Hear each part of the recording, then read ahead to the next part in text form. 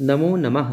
बच्चों, आज कक्षा 10वीं का अष्टमः पाठः जो कल से आपको पढ़ा रहे थे, आज इस पेज का यानी 60 नंबर पेज का अब ये विचित्र साक्षी नामक पाठ आपको आज भेजा था मैंने, और आज उसके आगे पढ़ाऊँगा। स्कूल में भी आपको यही पढ़ाया था और आज आगे का और पढ़ लेंगे तो आपको क्लियर समझ में आ जाएगा, है ना। तो एक बार पिछले से यहाँ से रिपीट करते हैं, फिर अगले पेज में चलते हैं कि क्या हुआ था। विचित्रा दैव गति ही मतलब क्या हुआ, वो करुणा से दया से आकर के जब उसने गृहस्थ ने उसे यात्री को, उस जो राहगीर था, उसे अपने घर में रख लेता है, तो विचित्रा दैव गति ही, देवताओं की गति जो होती है बड़ी विचित्र, भाग्य की गति जो है वो बड़ी विचित्र होती है। तस्यामेव रात्रौ तस्मिन् ग्रहे कस्मिन् चौरा ग्रभ्यांतर प्रविष्टः। तस्यामेव रात्रौ, उसी रात्रि में, तस्मिन् ग्रहे, उस घर में, कस्मिन् चौरः, कश्चिन चौरः, कोई चोर उस घर के अंदर प्रवेश कर गया। फिर क्या हुआ, तत्र निहितामेकां मंजूषाम आदाय, वहाँ रखी हुई एक मंजूषा, मंजूषा माने पेटी को लेकर पलायितः, भाग गया। चौरस्य पाद ध्वनिना, चोर के पैरों की आवाज, प्रबुद्धो अतिथि एव उच्चैः क्रोशितरम आर्वां, चोर शंकायाम, जो चोर की पाद ध्वनि, पाद माने पैरों की ध्वनि सुन करके, पैरों की आवाज़ सुन के वो जो अतिथि था वो चोर की शंका से तन धावत, उसके पीछे दौड़कर अग्रहाणात, उसे पकड़ लेता है। परम तदानीव कंचित विचित्र घटनात्, लेकिन उसी समय एक विचित्र घटना घटी। क्या घटी, चौरा एव उच्चै क्रोशितुमारभत, जो चोर था ना वही जोर जोर से उच्चै क्रोशितम, जोर जोर से पुकारना या जोर जोर से बोलना शुरू कर देता है। क्या करता है, क्या बोलता है, चोरो अयम इति, यह चोर है, यह चोर है, ऐसा बोलना शुरू कर देता है। तस्य तारश्वरणेन प्रबुद्धाः ग्रामवासिनः, उसकी ऊंची आवाज़ सुन करके जो प्रबुद्ध माने समझदार ग्रामवासी थे, स्वगृहाद निष्क्रम्य, अपने घर से निकलकर तत्रागच्छन्, वहाँ पर आ जाते हैं। और फिर क्या करते हैं, बराकमतिथेव च चौरम मत्वा, और उसको ही चोर मानकर उसकी ग्राम के जो लोग रहते हैं और वो सब उसको क्या करते हैं, चोर मानकर उसकी निंदा करते हैं, है ना। भर्सयत माने निंदा करते हैं। यद्यपि ग्रामस्य आरक्षी एव आसीत, बल्कि चोर तो गांव का आरक्षी था। आरक्षी माने वो जो सैनिक था वही चोर था, लेकिन सब उसने चिल्लाया ना तो सबको लगा कि वही जो अतिथि है वही गांव में नया आया है, उसी ने चोरी की है। तत्क्षणेन राजपुरुषः, तत्क्षणेन माने उसी क्षण, उसी समय, रक्षा पुरुषः, जो रक्षा पुरुष थे, सिपाही थे, तम अतिथिम चोर भयात, उस अतिथि को क्या करके, चोर मान करके प्रख्याय कारागृहे पकड़कर उसे कारागार में, क्षिपत माने डाल देते हैं, कारागार माने उसे जेल में डाल देते हैं। बेटा कल यहाँ तक पढ़ा था, लेकिन एक बार फिर से इसको क्रम बनाने के लिए, अपना कनेक्टिविटी बनाने के लिए अपन ने एक बार रिविजन कर लिया। अब अगला देखते हैं बेटा। तो अग्रिमे दिने सा आरक्षी चौर्याभियोगेन न्यायालयम नीतवान, अगले दिन वह रखवाला चोरी के आरोप में उसे अतिथि को न्यायालय में ले गया, है ना। अग्रिमे दिने सा आरक्षी चौर्याभियोगेन, अगले दिन वही रखवाला जो चोर था ना, उसने डाल दिया था, उसमें डाल के उसके फिर क्या करता है, चौर्याभियोगेन, चोरी के आरोप में, अभियोगेन माने आरोप में, तम न्यायालयम नीतवान, उसे न्यायालय में ले गया। न्यायाधीशो बंकिम चंद्रः उभाभ्याम पृथक पृथक विवरणम श्रुतवान। क्या हुआ, न्यायाधीश बंकिम चंद्र ने दोनों से अलग अलग विवरण सुना। है ना। दोनों से अपनी अपनी बात सुनी कि भाई तुम क्या करना चाह रहे हो, तुम क्या करना चाह रहे हो। फिर आगे क्या हुआ, सर्वम वृत्तांतम अवगत्य, सर्वम वृत्तांतम अवगत्य, संपूर्ण वृत्तांत, संपूर्ण बातें जान करके, सातम निर्दोषम अमन्यत, उन्होंने उसे निर्दोष माना और रखवाले को दोषी, है ना, दोष भाजनम आरक्षणम च दोष भाजनम, और उसे दोषी मान लिया। क्या हुआ, अगले दिन वो रखवाला चोरी के आरोप में उसे अर्थात अतिथि को न्यायालय ले गया और न्यायाधीश बंकिम चंद्र ने दोनों से अलग अलग विवरण सुना। सारा वृत्तांत जानकर उन्होंने उसे निर्दोष माना और रखवाले को दोषी, है ना। फिर किंतु प्रमाणा अभावात स निर्णय तुम ना सकनोत, किंतु प्रमाण यानी सबूत के कमी से निर्णय नहीं कर सके। अब सबूत नहीं था तो न्यायाधीश जी निर्णय कैसे करते, उनके पास कोई सबूत नहीं है, तो सबूतों के अभाव में वो कोई निर्णय नहीं कर सके। फिर क्या हुआ, ततो असौ तौ अग्रिमे दिने उपस्थातुम आदिष्टवान, फिर उन्होंने क्या किया, इसके बाद उन्होंने उन दोनों को अगले दिन पेश होने का आदेश दिया, है ना, कि भाई अगले दिन आओ तुम लोग, आदेश दिया। फिर क्या किया, अन्येद्युः तौ न्यायालये, अगले दिन वह दोनों न्यायालय में स्वं स्वं पक्षम पुनः स्थापयन्तौ, अपने अपने पक्ष की पुनः रखा, उन्होंने अपने अपने पक्ष को रखा कि भाई मैं इस तरह से था, मैं इस तरह से, अपनी अपनी बात मतलब जज के सामने रखी।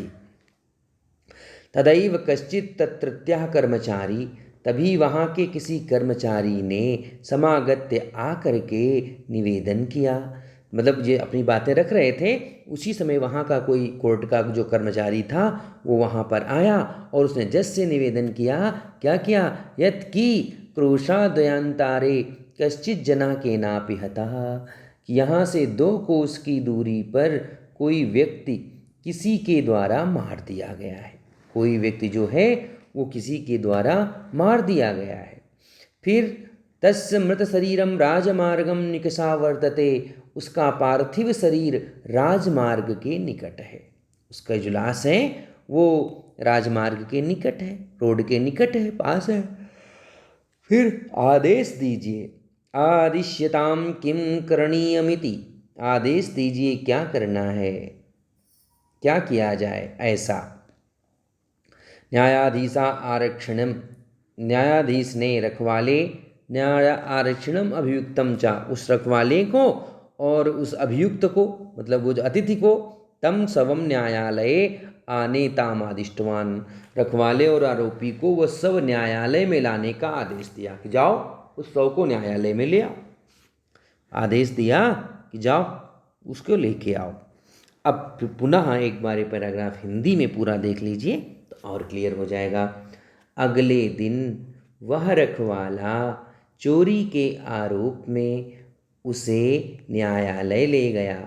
न्यायाधीश बंकिम चंद्र ने दोनों से अलग अलग विवरण सुना। सारा वृत्तांत जानकर उन्होंने उसे निर्दोष माना और रखवाले को दोषी, किंतु प्रमाण की कमी से वे निर्णय नहीं कर सके। उसके बाद उन्होंने उन दोनों को अगले दिन पेश होने के लिए आदेश दिया। अगले दिन उन दोनों ने न्यायालय में अपना अपना पक्ष पुनः रखा। तभी वहाँ के किसी कर्मचारी ने आकर निवेदन किया कि यहाँ से 2 कोस की दूरी पर कोई व्यक्ति किसी के द्वारा मार दिया गया है, उसका पार्थिव शरीर राजमार्ग के निकट है, आदेश दीजिए क्या किया जाए ऐसा। न्यायाधीश ने रखवाले और आरोपी को वह सब न्यायालय में लाने का आदेश दिया। मतलब जो आरोपी था और एक वो रखवाला था ना जो पकड़ा गया चोरी करके भाग रहा था, वो और वो अतिथि, उन दोनों से बोले कि जाओ पहले तुम 100 लेके आओ, फिर तुम्हारा हम निर्णय देंगे। फिर अब आगे देखो क्या होता है। आदेशम प्राप्य उभौ, उभौ माने वह दोनों, आदेश प्राप्त करके प्राचलताम चल देते हैं। जब उनको आदेश मिलता है तो चल देते हैं। और तत्रोपेत्य काष्ठ पटले निहितम पटाच्छादितम देहम स्कंधेन वहंतो न्यायाधिकरणम प्रति प्रस्थितौ। क्या करते हैं, आदेश पाकर दोनों चल तो देते हैं। तत्रोपेत्य वहाँ पहुँचकर, काष्ठ पटले निहितम लकड़ी के फट्टे तख्ते पर रखते हुए, तथा पट्टाचितम तथा पट्ट मन कपड़े से ढके हुए शरीर सब को कंधे में, देहम स्कंधेन वहंतो, अब कंधे में लादे हुए दोनों क्या करते हैं, न्यायाधीन प्रसिद्ध हो, न्यायालय की ओर चल देते हैं। ठीक है, क्या करते हैं, जैसे ही उन्हें आदेश प्राप्त हुआ तो दोनों चल दिए और वहाँ पहुँचकर लकड़ी का फट्टा माने तख्ता होते हैं लकड़ी के, उस पर रखकर कपड़े से ढके हुए उस शरीर को कंधे पर लादा और दोनों न्यायालय की ओर चल पड़े।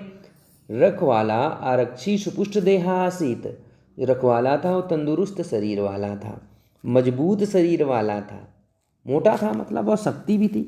जो रखवाला था वो तो बेचारा गरीब था। अभियुक्तश्च अतीव कृशकाया, लेकिन जो आरोपी था वो अत्यंत दुर्बल शरीर, कृश माने दुर्बल, कमजोर शरीर वाला था, दुर्बल शरीर वाला था। फिर से देखो, आदेश पाकर दोनों चल दिए।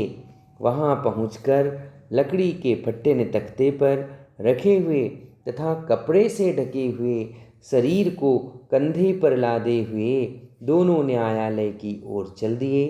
रखवाला तंदुरुस्त शरीर वाला था और आरोपी दुर्बल शरीर वाला था। अब आगे देखो, भारवतः सवस्य स्कंधेन वहनम तत्प्रते दुष्करम। क्या था, अब कमजोर था ना, इसलिए भारी सबको कंधे पर ढोना उसके लिए कठिन था।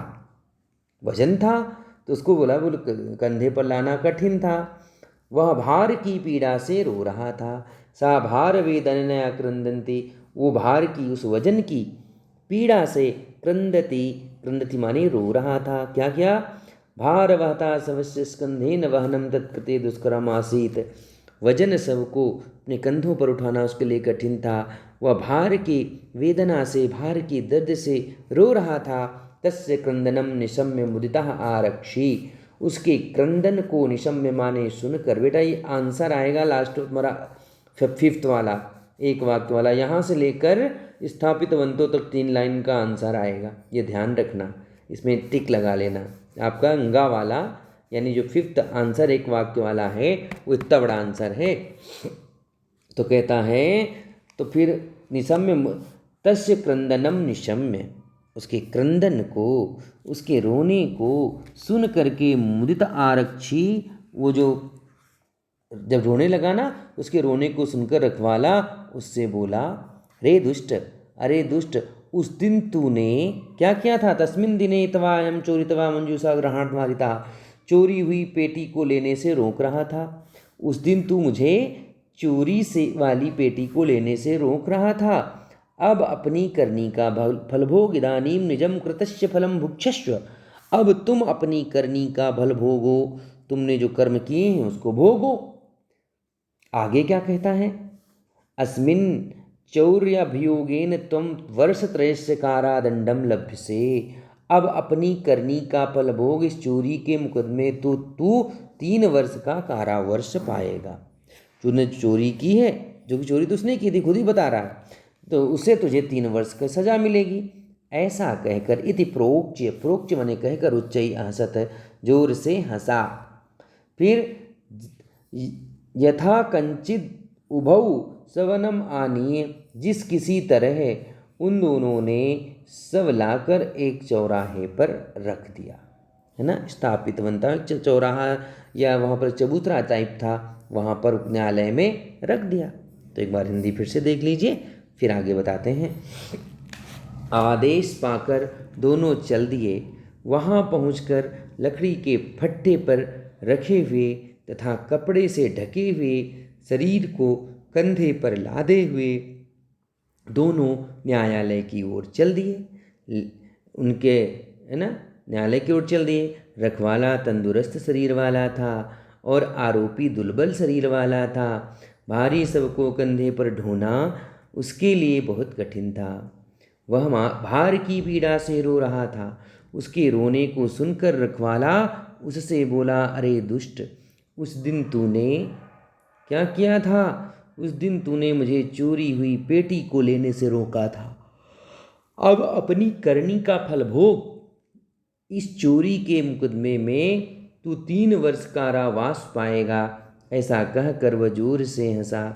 जिस किसी तरह उन दोनों ने सब लाकर एक चौराहे पर रख दिया। सब को लाया और चौराहे पर, मतलब एक चौराहा था या मानो कि कोर्ट में एक चबूतरा टाइप, ओटला टाइप था, उस पर उसको रख दिया। अब आगे क्या होता है, अब आगे के हाल सुनो। फिर न्यायाधीशेन पुनस्तौ घटनाया विषय वक्तुम आदिष्टौ। न्यायाधीश ने उन दोनों को फिर से घटना के विषय में कहने का आदेश दिया, है ना। फिर दोनों न्यायाधीश ने कहा, दोनों लोग फिर से घटना बताओ। तो फिर क्या हुआ, निज आरक्षण निज पक्षम प्रस्तुतवती। आरक्षी रखवाले ने अपना पक्ष प्रस्तुत करते समय आश्चर्य हो गया। जब आरक्षी अपना पक्ष बोल रहा था तो उसको बड़ा आश्चर्य हुआ। क्या आश्चर्य हुआ? सवह प्रवार का प्रसाय न्यायाधीशम अवाद निवित्तवान।